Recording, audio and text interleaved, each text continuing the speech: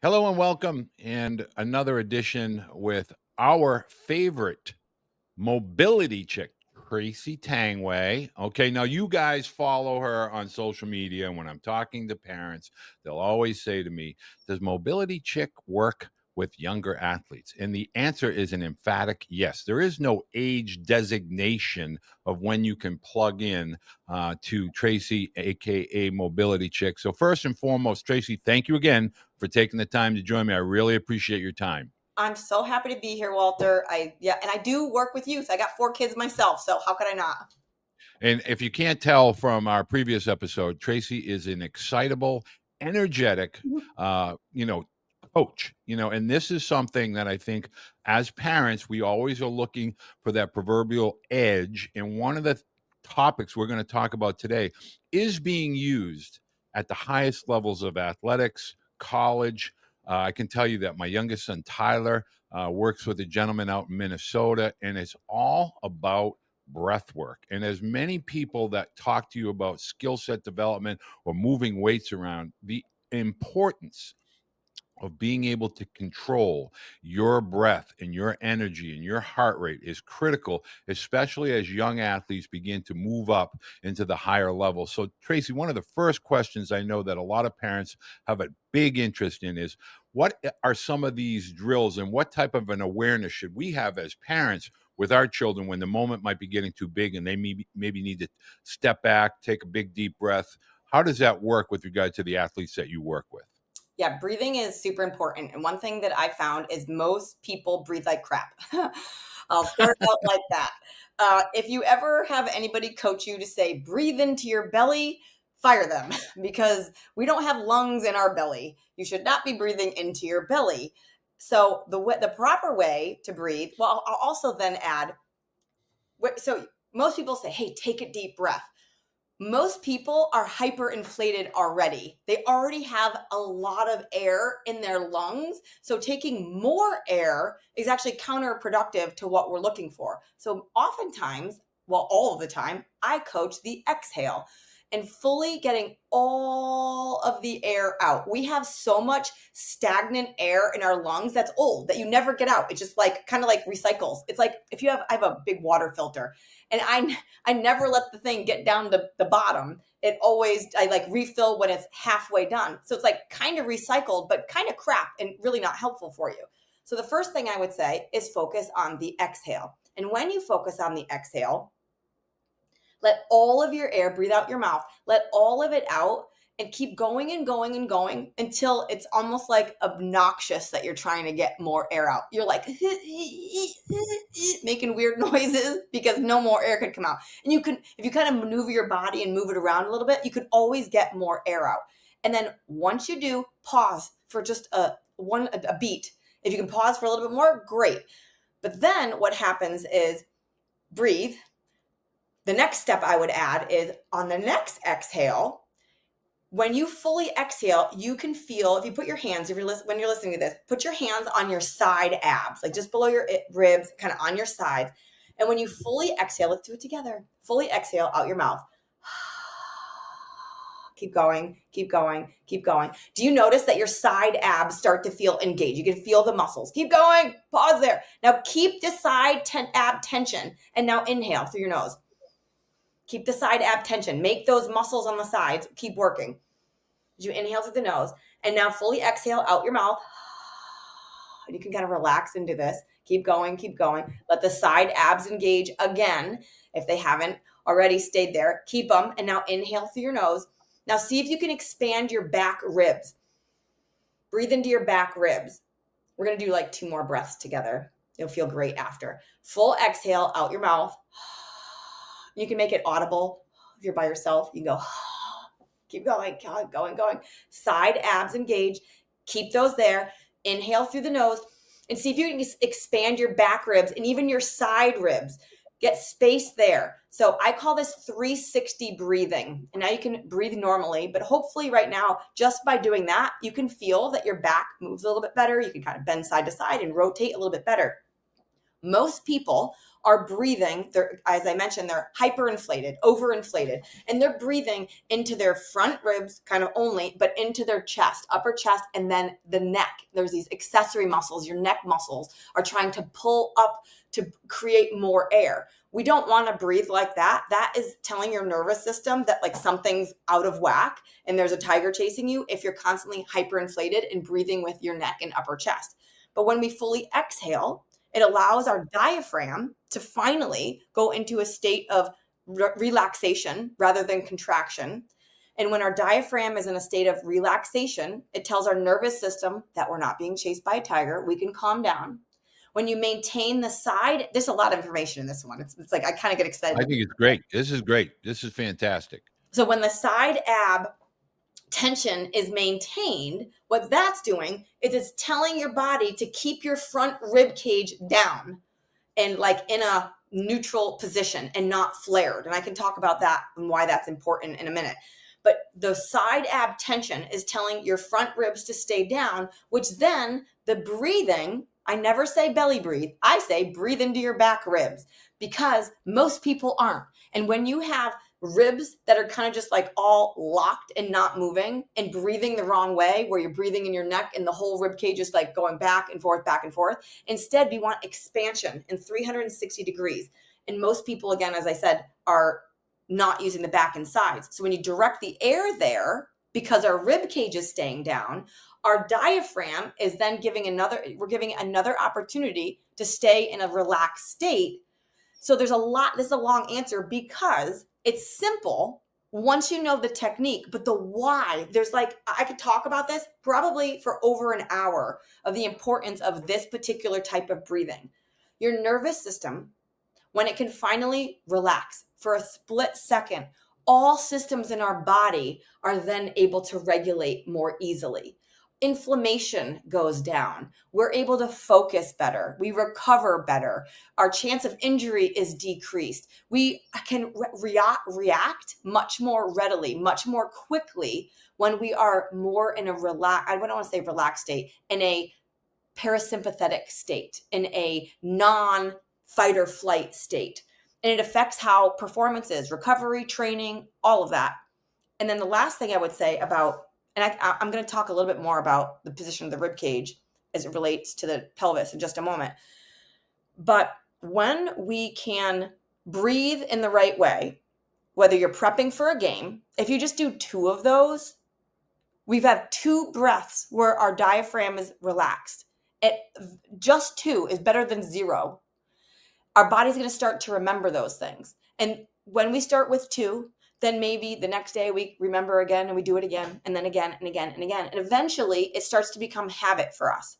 So then when we need to breathe that way, because we are in a tense state, most likely our tense state will actually be brought lower because our diaphragm is no longer sending messages to our brain and the rest of our body to say, freak out, run, right? Tiger coming.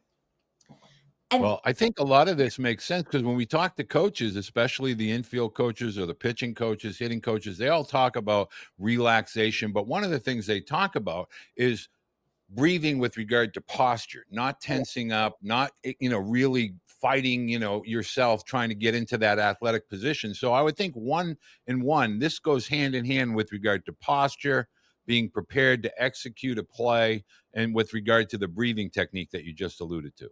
this is a phenomenal lead-up question to what I would love to continue sharing. So yes, posture and why it's important all of the time, especially for performance athletes or athletes in general and kids, adults, coaches. This is for you. If you're listening, this is also for you to learn for yourself, but then also to learn to take to your kids and your teams. So posture, why it's important is when our body is in what I call an efficient alignment. Everything's, for the most part, kind of where it should be. So all the systems, all the muscles in our body and all the bones are kind of stacked in the way they should be. So they all fire and work as efficiently as possible. I call that efficient posture.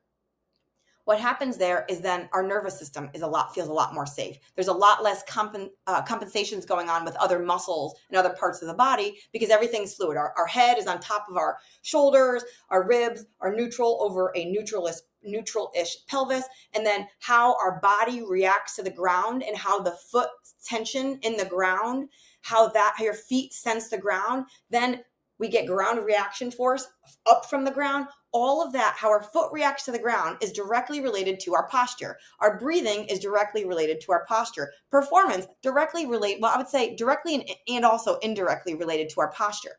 So nowadays, we see kids on their phones or playing video games. I mean, the pro guys are doing the exact same things, sitting at our computers, forward head, shoulders forward. But then I see a lot of athletes with a flared rib cage. So if you're sitting there listening to this, you're driving, if you put your hands on the front of your ribs this time, if you can feel the bottom of your rib cage, you have some degree of an externally rotated rib cage.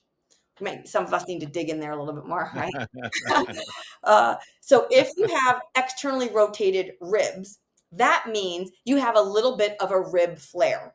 If you have a little bit of a rib flare, it's likely coming from the pelvis, which is probably tipped forward a little into an anterior tilt. You might have heard anterior tilt. It's like, oh my gosh, how do we fix this? Well, it's not just one thing. It's not just let's fix the anterior tilt. Our body needs to sense the ground and be balanced. If at any point it feels a little bit not balanced, it adjusts this big structures, specifically the pelvis and the rib cage and then the head, so we don't fall over. Like we need to locomotion, we have to forward move. Our body rotates. If we have a forward head because we're on the phone all the time, then our pelvis is going to need to do something so our head isn't just like tipping us forward. Something in our body has to rotate in a way, like move forward or back. Well, when we have this flared rib cage, I talked about the diaphragm. This is really important. I feel like people are just like, oh, this is all biomechanic stuff. We'll let them, talk about it. Here's why our flared rib cage is not good and why posture is related to that overall and how you can fix it. Well, start to fix it. It's not that hard.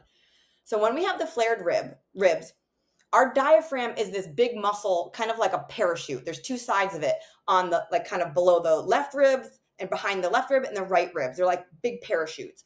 When we breathe in, we inhale, air from our lungs expands and pushes the top of the diaphragm down. So it's like a flattened, actually not a parachute. Well, I guess it is like a parachute. I was gonna say hot air balloon. Either way, when we breathe in, it flattens out the top of this, we'll call it a parachute for now.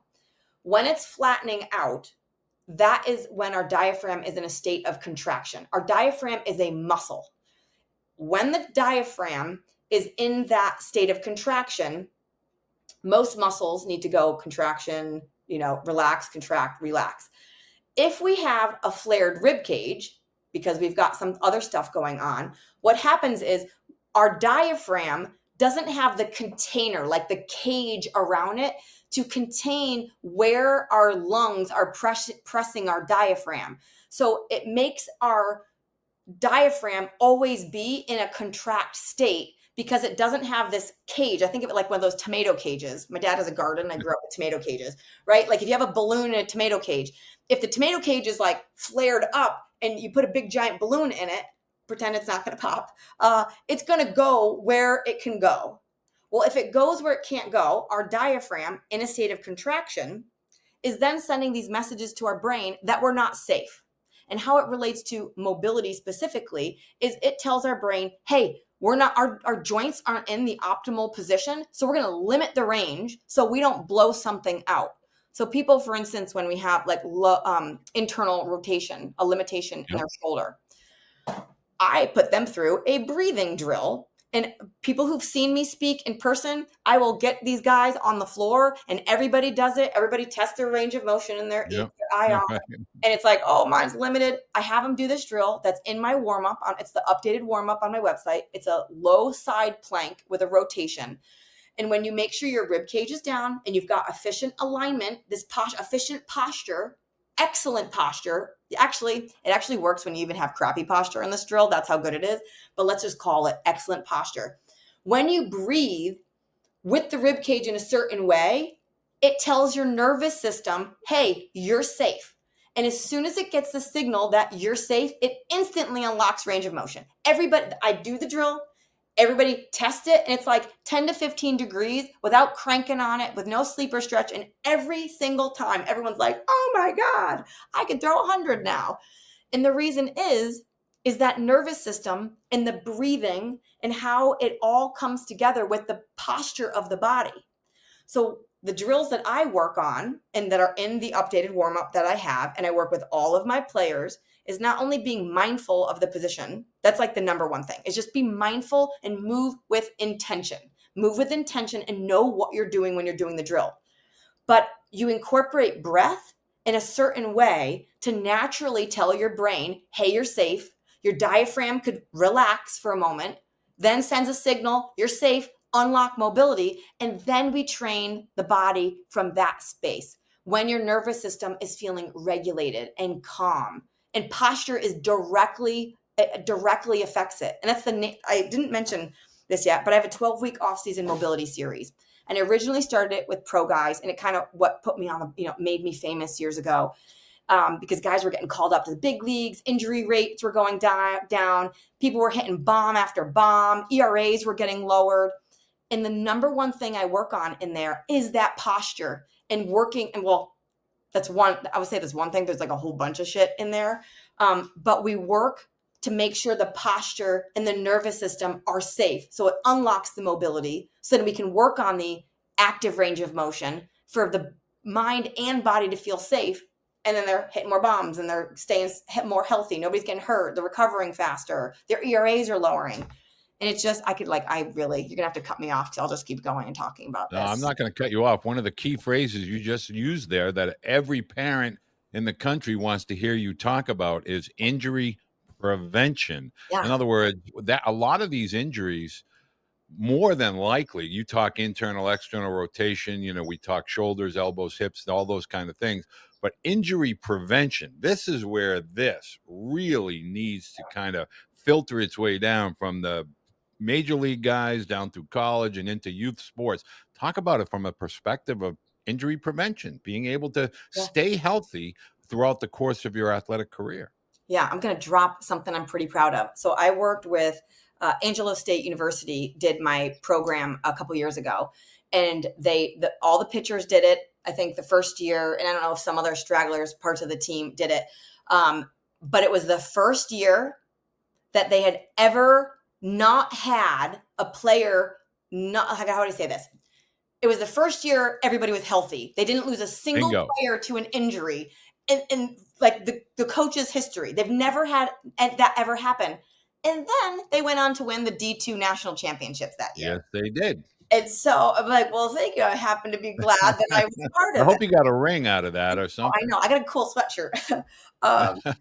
And so my program started with started with pros. And then people started seeing, hey, you work with the pros. Can you work with my team? Can you work with my son? And now I've got parents, high school, and I've worked with all the way down who've done the series. The youngest I've had is 13. And the kids that are doing it, the parents are just like, please take my money. My kid's coaches can't understand how my kid came back this offseason. They want to know, like, did he take performance enhancing drugs? Because he's lifting more, he's throwing faster. And they're like shocked at what's going on with their kid for baseball and softball, all because there's a particular progression of how you do this. It's not just like, do this drill, you'll be fine. It's not like, do this for 3 weeks or whatever. Like, your body and your brain needs time to get it all working together. And when you get it done right in the efficient way, shit works. And it's like everybody stays healthy. Yeah. Well, I want you to tell people how they can get to work with you. Share with everybody here your website, your Instagram, your X, formerly known as Twitter. How can people find and contact Tracy Tangway? So if you Google mobility chick, if you can't remember Tracy Tangway, just Google mobility chick. You can find me. My website is mobilitychick.com. I'm mobility chick on all platforms. You can send me a DM on my website. So I've got my off-season series coming up. It starts November. It goes November, December, January, and starts usually like the first week of February. And I align that with the big league season, but there's a ton of college kids and high school kids that are popping in on that. And then I also, I don't know if I say this out loud, but I usually open up my program, my private kind of like VIP stuff. It used to be just for big league guys who kind of wanted to be catered to and ask me questions, and I create something custom for them. But I found that that's really popular with high school parents because they're like, my Very kid, much. I want to get them healthy. They're kind of close to being able to like get a scholarship or something. What can I do? And so then I tailor a very custom program. It's my 12-week series, but then we do biomechanics assessments, and we do. I'm a holistic coach, so we work mind, body, and everything in between to get that kid ready for the next season. And that's a kind of like a VIP custom. And I have kind of an interview process because I don't want to work with people who aren't going to work. Like if you're going to do my Right. program, you need to be focused and really want to do it, not just because like, oh, this looks cool. Because it's also not cheap; it's an investment. Right. But so mobility chick everywhere. Well, I want to let parents know we're going to have all that, all the links, all the hyperlinks for everything to do with Tracy Mobility Chick. We're going to have it in our description. Going to be a pinned comment, a top comment on the videos and also the podcast. And we're going to be talking on fairly regular basis with Tracy, and we'll keep you updated. But again, I encourage you as parents. There's no such thing as too early to learn about the body and how it performs and how to optimize performance with regard to day-to-day life, not just athletics in general. So, Tracy, thank you so much for taking the time again. I really appreciate it. I know parents really appreciate it. And I hope you have, as you can tell, parents, Tracy is one motivated person. So this is not something that is a social media shtick. This is the reality of who Tracy is. And I encourage you as a parent, this is an integral part. Tracy will be doing something that really is very, very limited with regard to this component of growth, both mentally, physically, and obviously athletically. Tracy, thank you so much for taking the time to join me today. Walter, again, thank you so much for having me, and I'm looking forward to continuing the conversation. Thanks for listening. You're very welcome. Awesome, awesome, awesome.